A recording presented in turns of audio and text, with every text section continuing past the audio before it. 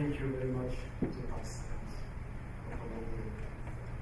It is indeed an honor and a privilege to speak with Dr. today. On behalf of Dr. President of the African Development Bank, I want to thank Africaine, the co-organizers of this forum, for its tireless efforts to make this event happen. The fact that this forum is celebrating its 6th edition is a testimony of the success it has achieved over the years as one of the most important forums for global leaders, thinkers, and key actors of our changing world. In this regard, I would like to acknowledge the presence of Chief Olusegun Obasanjo, former President of the Federal Republic of Nigeria. I would like to acknowledge the presence of Janvier, co-president of the forum and former Secretary General of Africaine. Mr. Banque, former President of the African Development Bank, is probably here. And then all the ministers who came from Cote d'Ivoire, I acknowledge Mr. Fukara and Mr. Pro and many others. In this changing world, I would like to share with you our perspective on Africa's long journey towards emergence. I would like to share the story of Africa's journey, Africa's new dynamic, Africa's new lease of life and confidence. I'm also here to reflect with you on what together we can do to deepen cooperation for the interests of Africa and the well-being of the world. Let me start by considering Africa's journey towards development. In the 1990s, 2 billion people were living in absolute poverty worldwide. 10 years later, mainly as a result of economic transformation in Asia, this number was cut down by half. Building on the momentum of the early tigers such as South Korea, Singapore, Thailand, and Malaysia, through trade and investment, the fight against poverty was taken to another level in China, India, and Indonesia. In the same vein, the Latin American economies have picked up speed. Gone are the days of hyperinflation and unmanageable debt. Over a period, Africa seemed to be the outlier, bypassed by the fundamental realignment of a global economy, mired in poverty and stagnation. Today, I'm here to share with you the story of a resurgent Africa. The story which says that despite the typical image of a subdued continent, Africa has embarked on the path to emergence, and I must say firmly and irreversibly. The process is not always straightforward or even. It may even look chaotic at times, but the direction seems to be well entrenched. At a time when the global economy is suffering from anemic growth at best and high unemployment, Africa continues to defy those who see the continent through the prism of pessimism.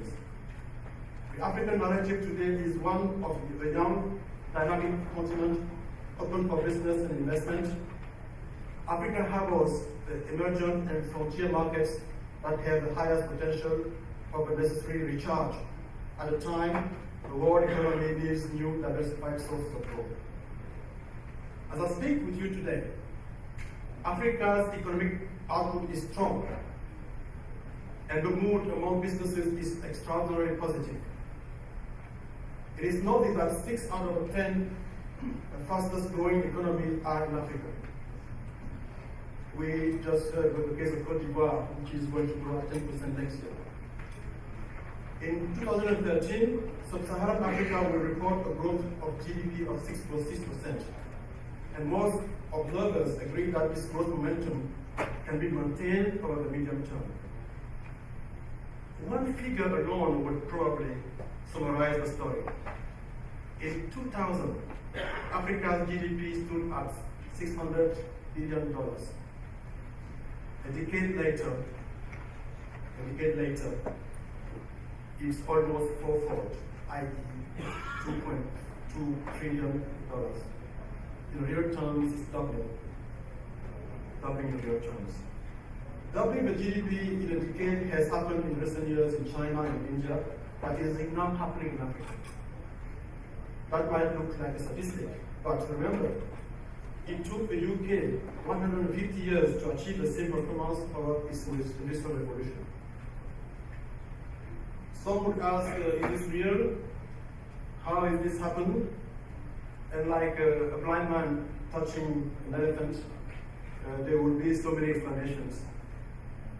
And as you know, we economists, and I'm sure there are quite a number in this room, are particularly gifted at explaining events after the fact.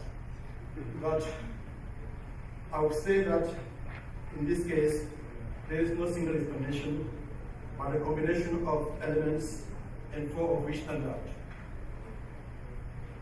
First, it appears that in the 1980s, the years of economic adjustment and painful reform, these years had laid the basis for macroeconomic stability and greater room for the private sector. This so-called lost decade may actually have been the one during which the seeds were planted, which made the continent more stable, better governed with macroeconomic predictable policies. More than 2/3 of African countries have improved the quality of governance, leading to a better business climate, improved basic services, and expanded economic opportunities. The second explanation is the increase in foreign direct investment, largely due to a boom of natural resources in the mining sector and other sectors. But Africa is more than oil, it's more than gas, it's more than other natural resources. Its dynamic, its future and promises hinge on the strength of its young population. Third, therefore, Africa's human capital is and remains a key factor. It is fast growing, it's young and increasingly urbanized. And this has fueled demand and investment across sectors, including in the IT sector, where a revolution is underway. It's powering communication, service delivery, and even entrenching democracy.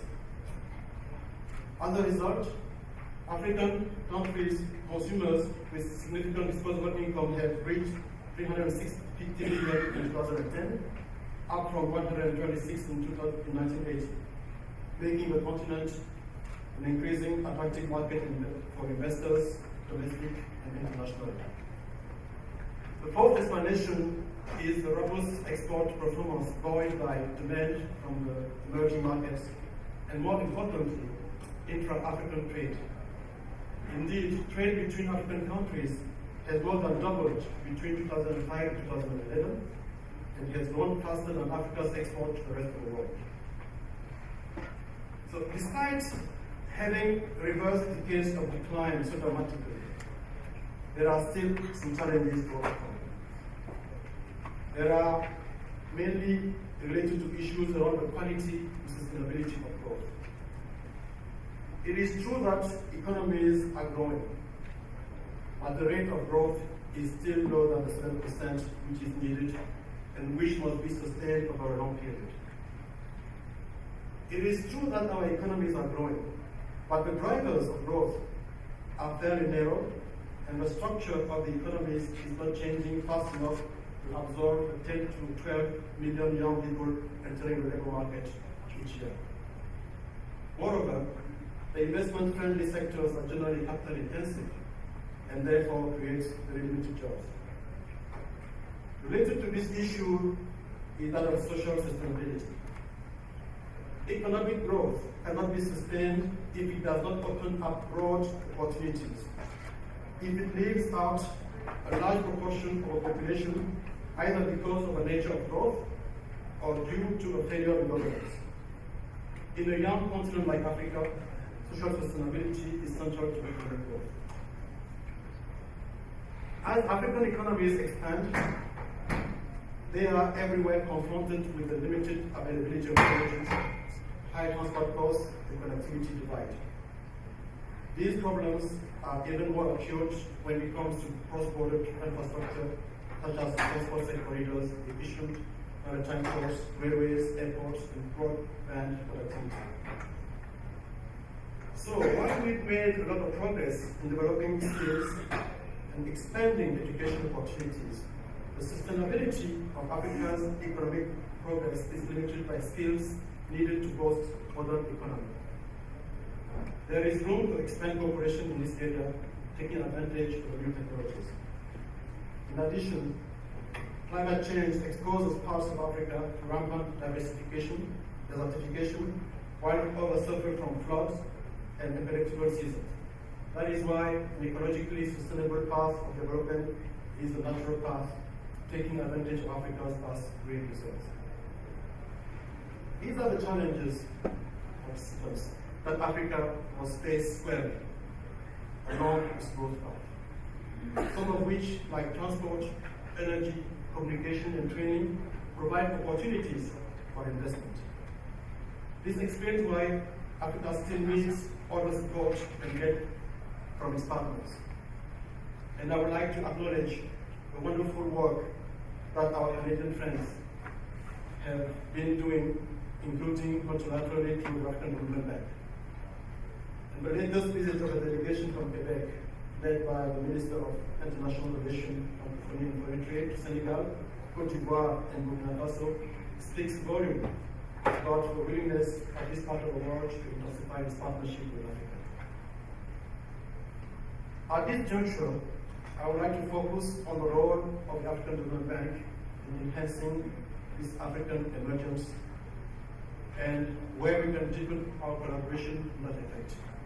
Now let me switch to French in the spirit of Canada's dynamism. Le groupe de la Banque Africaine de Développement est un partenaire de premier ordre sur le continent. Nous disposons d'une connaissance accrue, profonde et intime des pays africains. Ces 10 dernières années, les activités de la Banque ont connu, comme tout le continent africain, une forte croissance. Aujourd'hui, notre portefeuille actif s'élève à 25 milliards de dollars, dont 60% dans les infrastructures. Parmi tous les projets lancés sur le continent, nous sommes probablement associés à un titre ou à un autre, à un tiers d'entre eux, à travers le guichet public sélectionné. Quelques diapositives sur les résultats de la Banque africaine permettent d'illustrer ce propos.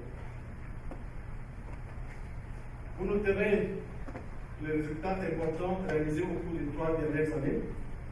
La construction et la réhabilitation de 32 200 km de routes, l'accroissement des capacités énergétiques, l'aménagement de 1,25 million de hectares de terres agricoles, ou l'amélioration de taux de scolarisation. Le partenariat avec le secteur privé est essentiel dans cette démarche, avec près de 7 milliards de dollars investis dans le secteur en 2008 et 2011, notamment dans les domaines des mines, de l'énergie, l'éthique, du transport et de la finance, sous forme de coûts directs, de plus de participation de l'agriculture et de plus en plus en partenariat public-privé. Permettez-moi d'évoquer quelques projets financés par la Banque qui ont contribué à ces résultats.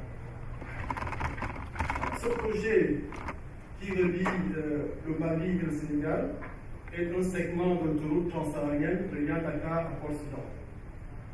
Ce lien autoroutier permanent entre le Mali et le Sénégal réduit les coûts de transport et favorise les échanges économiques entre les deux pays. Et je voudrais dire que ce projet a reçu le prix du Trésor américain en raison de son impact sur la transformation de vie et de population locale. La route reliant le Ghana et le Togo, dont vous voyez le tronçon ici sur cette diapositive, fait partie du corridor Abidjan-Accra-Lagos, sur lequel le Fonds africain a déjà investi 120 millions de dollars américains et contribue également à faciliter l'intégration régionale dans la zone CEDEAO.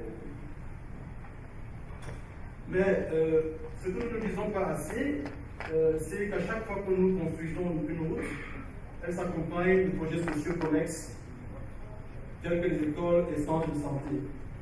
Et dans le cadre de ce projet routier, nous avons construit cette école primaire, et je me permets à cet effet de lire le témoignage de Madame Dédé Amouzo, qui est la directrice de l'école. Elle dit, avant, les élèves ne pouvaient pas venir à l'école primaire publique d'Abepozo, en saison de pluie. Les classes étaient en paillotes et le sol inondé. Mais avec la construction de ce bâtiment, d'abord l'effectif a doublé, passant de 200 à 498, et ensuite le taux de réussite a augmenté. Nous avons d'autres projets tels que le terminal pour la conteneur, qui est l'exemple du partenariat public-privé au Sénégal, et puis les projets d'assainissement de l'eau financés à l'aide de l'Afrique. Je ne saurais vous quitter, mesdames et messieurs, sans dire un mot sur la stratégie décennale 2013-2022 que la Banque africaine vient de formuler pour soutenir les écoles de développement. À travers cette stratégie, le groupe de la Banque africaine se place au centre de l'agenda de la transformation du continent africain. Elle appelle une croissance forte, partagée, durable, tout en accordant une attention particulière à la transition vers des économies plus vertes. En plus de ces objectifs, 5 priorités opérationnelles complètent la stratégie. Il y a le développement des infrastructures, l'intégration régionale, le développement du secteur privé, la gouvernance, les technologies et l'aptitude.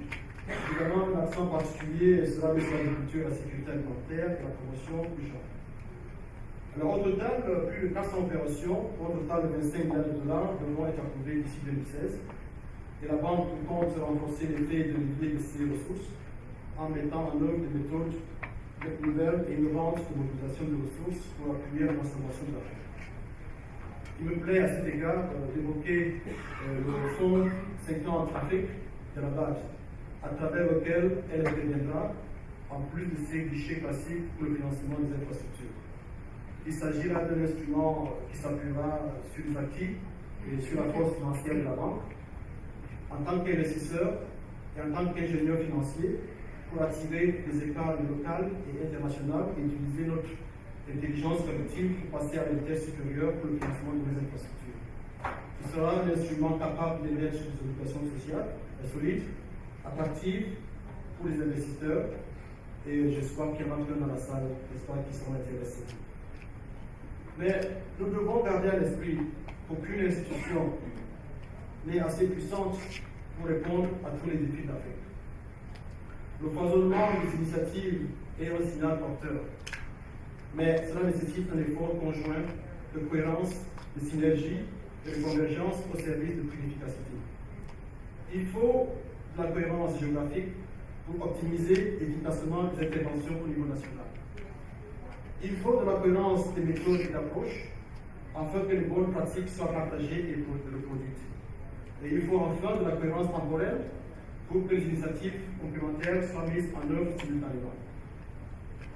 Mesdames et messieurs, pour conclure, le continent africain a l'opportunité de devenir, au cours de la prochaine décennie, le prochain marché émergent, un pôle de croissance mondiale et d'un intérêt particulier dans le contexte financier global en quête de croissance. Selon le cabinet McKinsey, au moins 4 secteurs, infrastructure, agriculture, pétrole et gaz, et les secteurs de la consommation représenteront 2600 milliards de dollars par an d'ici 2020. McKinsey poursuit en indiquant dans son rapport 2010 intitulé « Les lions en mouvement ». Aujourd'hui, le taux de retour sur investissement étranger en Afrique est beaucoup plus important que dans n'importe quel autre pays de la région du monde. Et que la croissance africaine crée d'importantes opportunités commerciales souvent négligées par les entreprises mondiales. Je puis donc, sans risque de me tromper, affirmer qu'une Afrique prospère est un scénario gagnant-gagnant. Scénario bénéfique à la fois pour les Africains eux-mêmes et pour la planète entière. Votre présence ici nombreuse est le témoignage de votre intérêt pour l'Afrique. Cette Afrique en mouvement, c'est cette Afrique qui gagne et qui a besoin de tous pour statuer cette dynamique que nous voulons y réussir. Je vous remercie.